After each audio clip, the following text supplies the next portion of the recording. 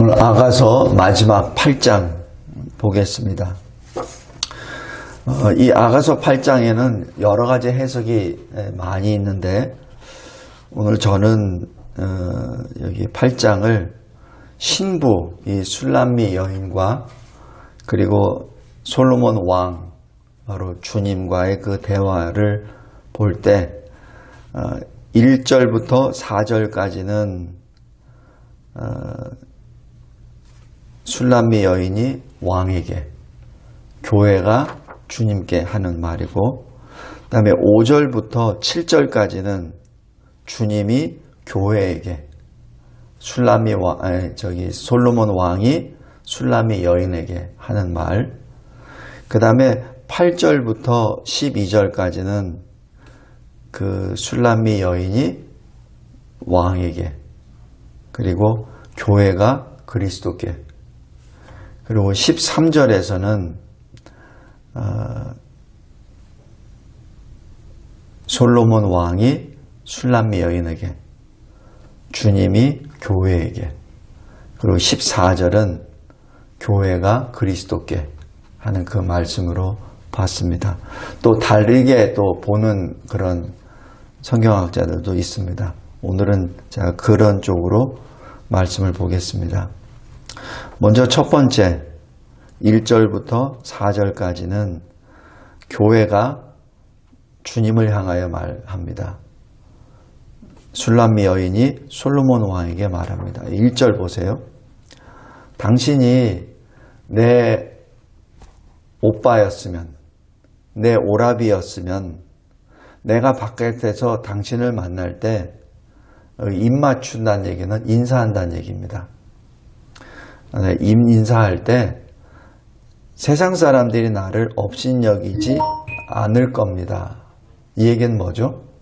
내가 당신을 내 신랑으로, 내 사랑하는 자로 내가 영접함으로 인하여 내가 업신여김을 받았다는 얘기가 되죠. 그래서 이것을 다시 한번 다른 말로 하면은 그리스도께 속한 그리스도인이기 때문에 세상 사람들의 업신여김을 받게 되었습니다. 라는 그런 고백이 됩니다. 사도행전에서도 보면은 그리스도를 믿는 것 때문에 사도들이 붙잡혀가서 매를 맞고 또 예수라는 그 복음을 전하지 말라는 그러한 경고까지 먹죠. 그러나 사도들은 이렇게 담대하게 말합니다. 사람의 말을 따르는 것이 옳으냐, 하나님에게 순종하는 것이 옳으냐, 너희들이 말하라. 우리는 하나님께 순종하겠다. 사도행전 5장 28절입니다. 이제 그러면서 사도들이 이 일로 인하여 매를 맞는 것을 오히려 기쁘게 여겼다라는 그런 말씀이 또 나옵니다. 오늘 8장 1절에서도 어떤 내용인지는 정확히 나오지는 않으나 이 술람미 여인이 솔로몬 왕을 사랑하는 자로 자기 신랑으로 고백함으로 말미암아 세상 사람들로부터 업신여김을 당하고 세상 사람들의 질투 시기로 말미암아 고난을 받습니다. 그런데 거기에 커다란 반전이 있습니다. 2절입니다. 그런데 내가 당신을 이끌어 내 어머니 집에 드리고 당신에게서 교훈을 받겠습니다. 그리고 나는 당신에게 내가 소중히 여기는 향기로운 술을 당신에게 드리겠습니다. 여기서 교훈을 받는다는 얘기는 뭐죠? 지금 세상 사람들로부터는 업신여김을 받고 손가락질을 받지만은 내가 그 분으로부터 나는 말씀을 받기를 원합니다. 왜냐하면 당신의 그 말씀이 진리요, 당신의 말씀에 생명이 있기 때문에 그렇습니다. 라고 고백합니다. 성도 여러분, 이것이 우리 그리스도인이 걸어가야 될 그 길입니다. 여기 당신을 이끌어 2절에 내 어머니 집에 드리고, 이 어머니 집이라는 건 뭐죠? 내가 태어난 곳이죠. 그러니까 영적으로 보면 내가 거듭난 곳입니다. 다시 얘기해서 교회를 말합니다. 내가 교회에 들어가서 주님이 나에게 주신 말씀을, 교훈을 내가 받겠습니다. 그리고 내가 주님을 위하여 준비한 향기로운 술을 주님께 드리겠습니다. 지금 이것이 주님과의 굉장히 가까운 교통 그리고 연합됨을 여기서 의미합니다. 예수님이 뭐라고 말씀하시냐면은 요한복음 8장 31절에 너희가 내 말에 거하면 참으로 내 제자가 되고라고 말씀합니다. 그러면서 예수님이 제자들에게 내 말에 거하라, 내 말을 들으라 라는 그 말씀을 하시죠. 베드로전서 1장 23절에 너희가 거듭난 것은 썩어질 씨로 된 것은 아니요 썩지 아니할 씨, 곧 살아있고 항상 있는 하나님의 말씀으로 된 것이니라. 그래서 지금 이 여인은 이 왕의 말씀을 받기를 원합니다. 왜냐하면 그 말씀 안에 생명이 있기 때문에 그렇습니다. 교회는 예수 그리스도의 그 몸된 교회에 들어가서 거기서 말씀을 받습니다. 그 말씀이 생명이기 때문에 그렇습니다. 그리고 교회는, 성도들은 주님 앞에 빈손으로 가는 것이 아니라 가장 중요한 것을, 가장 소중한 것을 예비하고 뒀다가 주님께 드리는 것이 바로 그 기쁨으로 삽니다. 이것이 주님과 교회와 연합되었다는 것, 그리스도인과 그리스도가 연합되어 있다는 것, 바로 그리스도인은 그리스도께 속한 자라는 의미가 됩니다. 그러면서 3절 보면 당신은 왼팔로 내 머리를 고이고 오른손으로 나를 안아주었을 것입니다 라는 얘기는 뭐예요? 지금 한 몸이 되었다는 얘기입니다. 교회와 그리스도가 하나가 되었고 술람미 여인과 그리고 솔로몬 왕이 한 몸이 되었다는 것을 의미하죠. 바로 연합이 되었다는 그 말씀입니다. 그래서 이 4절에 보면은 깨우지 말라라는 얘기는 이렇게 연합된 그 관계를 영원토록 갖고 싶다라는, 우리 성도의 주님과의 만남이 영원토록 이어지기를 원합니다라는 그러한 시적인 표현도 됩니다. 다음에 두 번째는 5절부터 7절까지 말씀입니다. 여기에 대하여 주님이, 솔로몬 왕이 술람미 여인에게, 자기 신부에게, 또 주님이 교회에게 말씀합니다. 5절에 그의 사랑하는 자를 의지하고 거친 들에서 올라온 여자가 누구인가?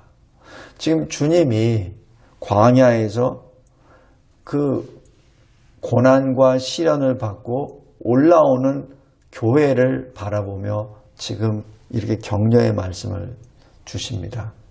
그래, 광야에서 그렇게 어려운 환경 속에서 나를 만나기 위하여 오는 저 사람은 누군가라는 얘기죠. 지금 이 솔로몬 왕이, 술람미 여인이 세상 속에서 업신여기고 고난받고 있는데 그 고난에 넘어지는 것이 아니라, 좌절하는 것이 아니라 거기서부터 이기고 올라와 나를 만나기 위하여, 왕을 만나기로 오는 그 여인은 당신은 누군가라는 얘기죠. 몰라서 묻는 것이 아니라 바로 위로와 칭찬과 자랑하기 위해서 지금 하는 그 말씀입니다. 예수님이 마태복음 16장에 뭐라고 하시죠? 이 반석 위에 내 교회를 세우리라. 바로 그 거친 들에서 올라오는 그 교회, 내가 그 신앙 고백 위에 내가 세운 교회라는 얘기죠. 베드로전서 1장 9절에 교회는 뭐죠? 택하신 족속이요, 어두운 데서 불러낸 하나님의 백성들이라는 뜻입니다. 바로 여기가 주님이 우리를 향하여 주시는 위로와 격려의 말씀입니다. 거친 들에서 올라오는 여자, 당신은 누구인가? 그 믿음으로 승리한 당신은 누구인가? 라고 지금 격려하고 위로하고 있습니다. 그러면서 또 5절 후반부에 이렇게 말씀합니다. 너를 낳은 자가 애쓴 그곳 사과나무 아래에서 내가 너를 깨웠노라 라고 말씀합니다. 아기를 낳는데 아무리 순산을 하더라도 그 인간이 겪을 수 있는 최고의 고통을 겪는다고 하지 않습니까? 바로 그 고통을 받은 곳, 너를 낳은 곳, 이게 무엇을 말하죠? 영적으로는 중생함을 받은 곳입니다. 요한복음 3장에 나와 있듯이 다시 태어남, 거듭남, 위로부터 태어난 것을 의미합니다. 근데 그곳이 어디죠? 사과나무 아래입니다. 여기 요한복음 1장 한번 보시기 바랍니다. 요한복음 1장.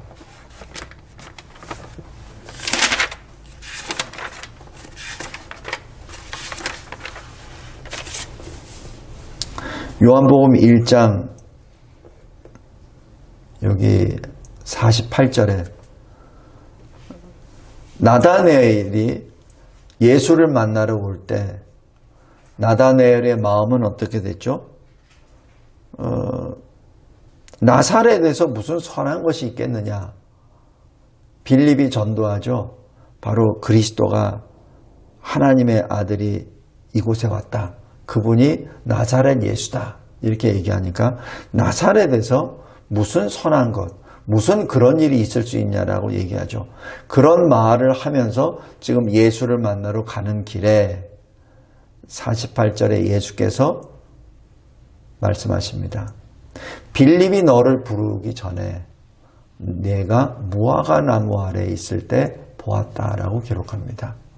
이 무화과 나무를 아래에 있을 때 보았다는 이 말씀 한마디로 49절에 나다네엘의 자세가 완전히 180도 바뀝니다.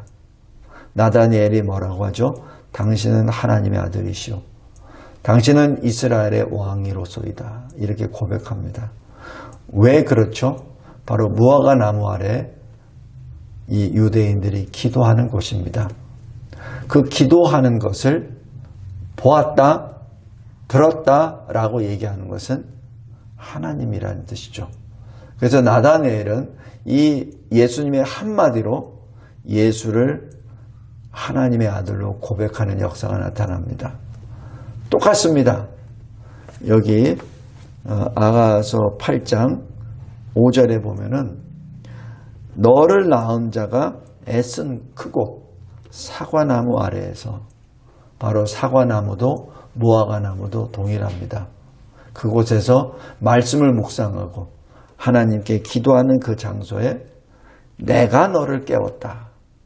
그 얘기는 뭡니까?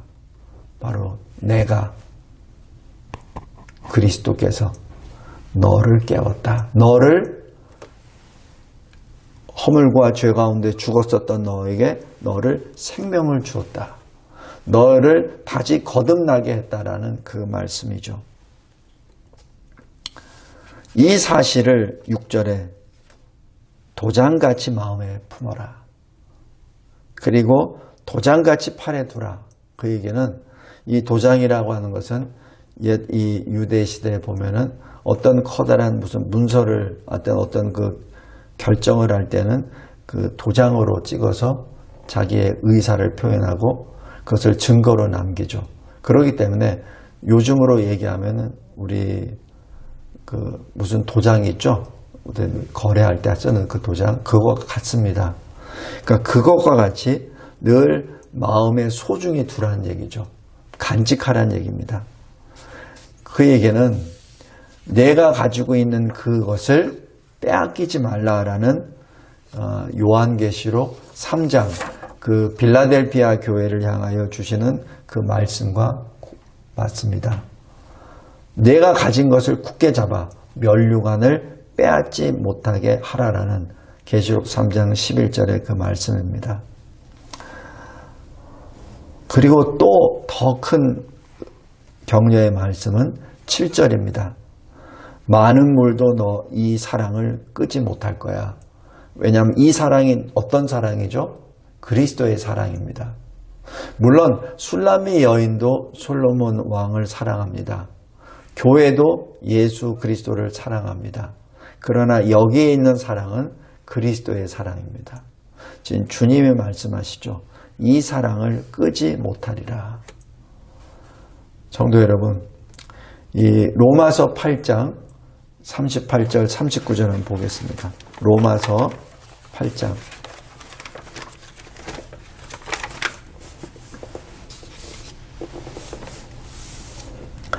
8장 먼저 35절 보겠습니다. 누가 우리를 그리스도의 사랑에서 끊으리요? 끊지 못한다는 얘기죠. 환난, 곤고, 박해, 기근, 적신, 위험, 칼. 그러면서 여기 37절 보면 이 모든 일에 우리를 사랑하시는 이로 말미암아 우리가 넉넉히 이기느니라. 우리의 힘으로 이기는 것이 아니라 우리를 사랑하시는 이 바로 주님으로 말미암아 이긴다는 얘기죠.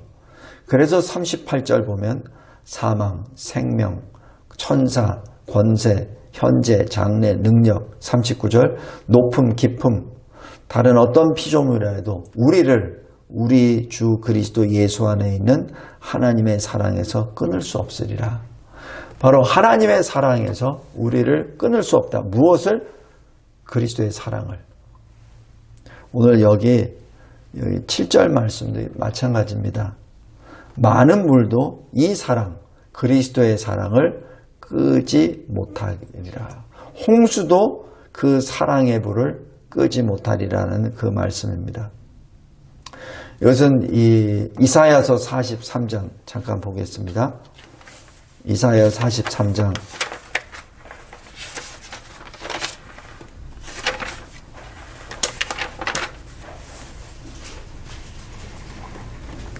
2절 내가 물 가운데를 지날 때도 내가 너와 함께 할 것이라.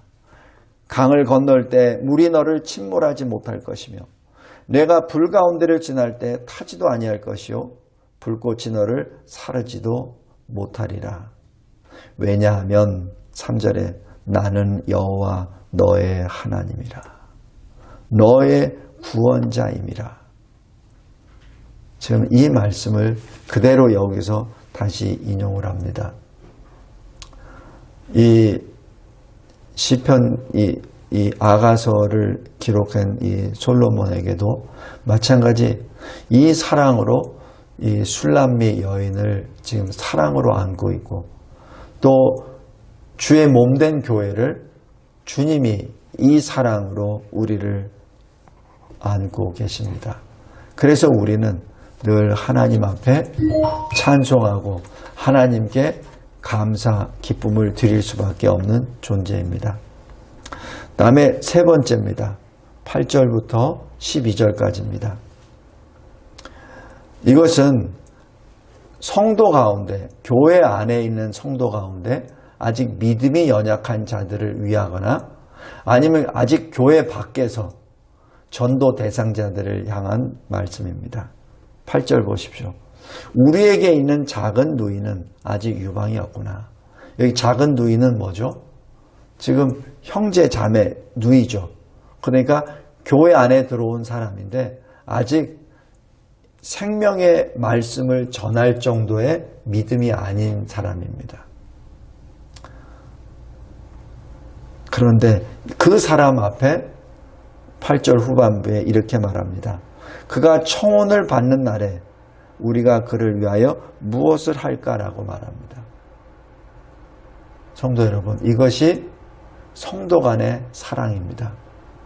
자기보다 믿음이 연약한 사람을 향하여 비판하거나 흉을 보는 것이 아니라 어떻게 하면은 저 믿음이 아직 제대로 서지 못해서 복음도 제대로 전하지 못하고 그 생명의 말씀도 같이 증거하지 못하는 저 작은 누이, 그 누이를 어떻게 할까?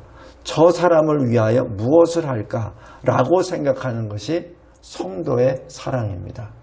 그것이 성도의 본분입니다. 그래서 어떻게 하냐면 9절 보십시오. 만약 그 작은 성도가 믿음이 아직 성숙되지 못한 그 성도가 만약에 성벽이라면 내가 은망대가 되겠습니다. 망대는 뭐죠? 적이 들어왔을 때 먼저 경고해 주는 사람이죠. 그러니까 성벽은 돌이죠. 근데 망대는 은입니다. 그러니까 정결하고 성결한 망대가 되어서 내가 이 성도를 내가 지켜주겠습니다. 이 성도가 혹시 실족하게 될 때는 내가 그에게 권면해주고 말씀으로 그 넘어지지 않도록 내가 하겠습니다라는 그 서원이기도 합니다. 만약에 그 믿음이 연약한 그 성도가 문이라면 나는 백향목 판자가 되겠습니다. 그래서 그 문이 되려면 판자로 덮어야 될 텐데 그냥 아무 판자가 아니라 가장 소중한 나무 백향목 판자가 되어서 내가 그 어린 성도를 내가 지키겠습니다. 내가 같이 동역하겠습니다. 그 성도가 혹시 눈물을 흘릴 때 나도 그와 함께 눈물을 흘리고 그 성도가 어려움을 당할 때 내가 그와 같이 함께 어려움을 같이 받겠습니다라는 그러한 모습입니다. 이것이 얼마나 아름다운 성도의 연합의 모습입니까? 이것이 교회입니다. 이것이 교회입니다. 누구를 판단하고 평가하는 것이 아니라 부족합니까? 그렇다면 그들을 위하여 내가 은망대가 되기도 하고 내가 백향목 판자가 되기도 합니다. 우리 에베소서 2장 한번 보시기 바랍니다. 에베소서 2장.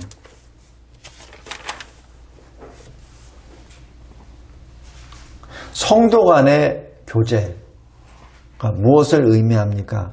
성도 간의 교제를 통하여 교회가 세워지죠. 에베소서 2장 20절 보면 교회는 사도 신약과 선지자 바로 구약의 말씀 토대 위에 세워집니다. 이때 그리스도 예수께서는 친히 모퉁이 돌이 되십니다. 21절 주 안에서 건물마다 서로 연결됩니다. 주 안에서 성전이 되어갑니다. 어느 누구도 완전한 성도는 없습니다. 그래서 서로가 서로의 연약과 서로의 다른 모습들이 연결이 되어 교회를 이루어져 나가죠. 그것이 하나님의 집 성전입니다. 22절 성령 안에서 하나님이 거하실 처소가 되기 위하여 그리스도 예수 안에서 함께 지어져 가는 것이 교회입니다. 이것이 교회의 모습입니다. 교회가 세워지는 그 모습입니다. 오늘 여기 아가서 8장 여기 8절 9절 이 말씀이 바로 그 모습입니다. 우리 교회 안에 누가 믿음이 연약하지? 누가 아직 말씀을 제대로 전하지 못하지? 그가 만약에 성벽이라면 내가 망대가 되리라.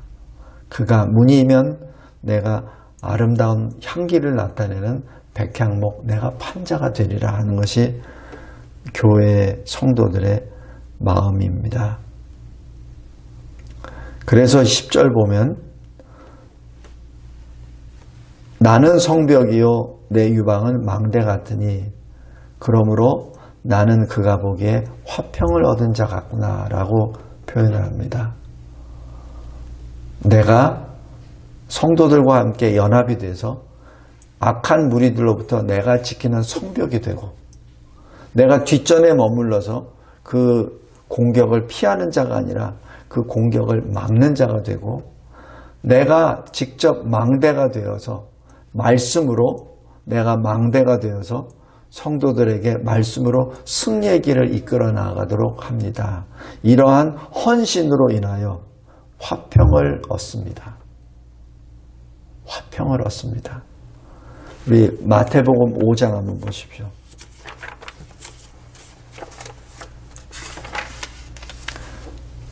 마태복음 5장 9절에 화평하게 하는 자는 복이 있나니 그들이 하나님의 아들이라 일컬음을 받을 것이며, 이 화평은 단지 우리가 생각하기에 그냥 세상과 화평이 그것이 아니라 우리는 본질상 하나님의 진노의 자녀입니다. 그러기에 그리스도 밖에 있는 자들도 마찬가지 진노의 자녀들이죠. 그들을 주께로 돌아오게 하는 바로 그 역할을 감당하는 것이 그리스도의 사신이요, 바로 저와 여러분입니다. 바로 그런 사람이 화평하게 하는 자죠. 또 교회 안에서 믿음이 연약하거나 어떤 온전하지 못한 성도가 있습니까? 그들과 화평하게 하는 그것이 하나님의 아들의 바로 우리 성도 그리스도인의 본분이기도 합니다. 오늘 여기 8절부터 여기 12절까지는 그러한 성도 간의 교제와 교회가 세워지는, 그래서 11절 12절에 각자가 맡은 그 직분에 따라 하나님 앞에 헌신함으로 주님이 주시는 상급을 받는 그 모습들이 기록됩니다. 마지막 13절 14절입니다. 먼저 13절은 주님이 솔로몬 왕이 말합니다. 너 동산에 거주하는 자야. 동산에 거주한 자가 누굽니까? 성도들입니다. 교회 안에 거하는 자들아, 친구들이 너의 소리에 귀를 기울이니 내가 듣게 하려무나. 여기 친구들은 뭐죠? 성도들이죠. 성도들이 지금 기도합니다. 누구를 위하여? 성도들을 위하여, 교회를 위하여 기도할 때 내가 그 귀를 기울인다. 내가 듣는다라는 말씀이죠. 예레미야 33장 3절 말씀에 우리 다시 한번 마지막으로 찾아보겠습니다. 예레미야 33장.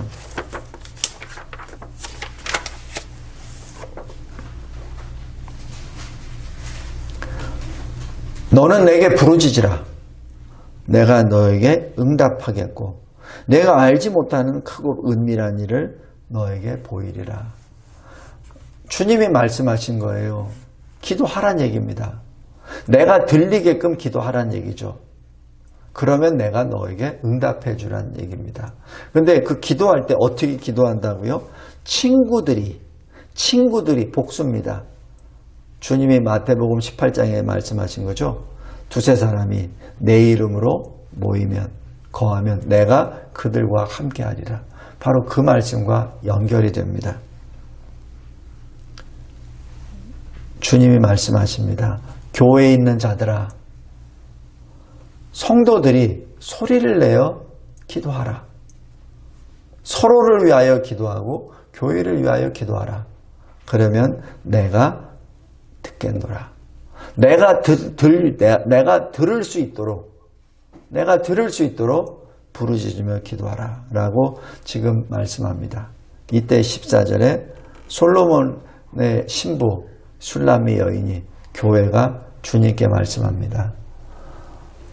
나의 주님, 나의 사랑하는 주님, 빨리 오소서. 사슴과 같이 달려오소서. 이것은 무슨 말씀이죠? 마라나타입니다. 요한계시록 22장 22절 20절 마지막 부분입니다. 주님께서 뭐라고 하시죠? 내가 속히 오리라. 그러니까 주님, 이 교회가 이 사도 요한이 고백하는 것, 아멘, 주 예수여 오시옵소서, 마라나타입니다. 오늘 여기도 마찬가지입니다. 이 아가서를 마감하면서 13절에 너 동산에 거주하는 자야, 성도들아, 기도하라. 내 귀에 들리게 기도하라. 그러니까 14절에 교회가 고백합니다. 주여 속히 오소서. 주 예수여 속히 오소서. 말씀을 맺겠습니다. 우리는 종말의 시대에 살고 있습니다. 그래서 때로는 이 아가서 8장 1절처럼 예수 이름 때문에 환난을 당할 때도 있고 고난을 받을 때도 있습니다. 지난 3년 동안 코로나19로 말미암아 우리는 이것을 체험했고 또 이 일을 통하여 이 세상 사람들이 교회를 참으로 이상한 모습으로, 이상한 눈으로 바라봅니다. 성인부터 어린아이들까지 이상한 눈으로 바라보는 이 시대에 살고 있습니다. 우리는 그러한 상황 속에서 오늘 이 아가서 8장에 있는 이 여인의 그 고백처럼, 그럼에도 불구하고 나는 내 어머니 집, 바로 교회에 들어가 당신의 교훈을 듣겠습니다. 그리고 나는 내가 가장 소중히 여기는 귀한 향기로운 술을 주님께 드리겠습니다.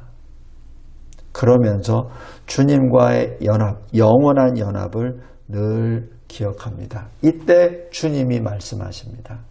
누가 그 환난 가운데 올라오는 자가 누구냐 하면서 그 여인, 그리스도의 정결한 신부와 영원토록 같이 있으며 그 신부가, 그 교회가 성도들 간에 서로 사랑의 교제를 나누므로 이 마지막 때 주님의 몸된 교회를 견고하게 세워나가는 그 모습을, 헌신을 여기서 노래합니다. 우리 진리와 제자교회, 이런 교회가 되기를 바랍니다. 우리 성도들 한 사람 한 사람마다 이 마지막 때 두려움이나 무서워서 떨면서 마지막 때를 조마조마한 마음으로 기다리는 것이 아니라 그때, 예수의 재림 그때를 기쁨과 감사함으로 부르짖으며 기도하며 기다리며 오 예수여 오소서, 여기 주의 교회가 있나이다, 주의 백성들이 여기 있나이다, 여기 술람미 여인이 있나이다 부르짖으며 주님의 재림을 예배하는 저와 여러분이 되시기를 주 예수 그리스도의 이름으로 기도합니다. 감사하고 감사합니다. 하나님께서 주신 이 아가서 8장 읽으면 읽을수록 주님의 사랑이 어찌 그리 크고 깊으신지요. 그 사랑을 가늠할 수 없음을 고백합니다. 저희는 주님이 문을, 저희들의 마음의 눈을 두드릴 때 지금 자고 있으니 지금은 못 열어줍니다. 내가 피곤합니다. 내가 이 일 때문에 주님 문을 열 수 없습니다. 라고 게으름을 피움에도 불구하고 주님은 끝까지 나의 마음의 문을 열어주시고 또 우리가 헤매고 다니고 그리고 정처 없이 떨어다니므로 거친 모습으로 주님 앞에 왔을 때 저 거친 들에서 올라오는 여자가 누구냐라고 기뻐하며 맞이해 주시는 주님의 환한 얼굴을, 음성을 듣습니다. 하나님, 이 마지막 때 끝까지 주님이 우리에게 주신 그 사랑을 빼앗기지 않고 간직하며 주님의 다시 강림하심을 기다리고 주를 찬송하는 거룩한 주의 교회, 우리 각 성도들이 되게 하옵소서. 예수 그리스도의 이름으로 기도드리옵나이다. 아멘.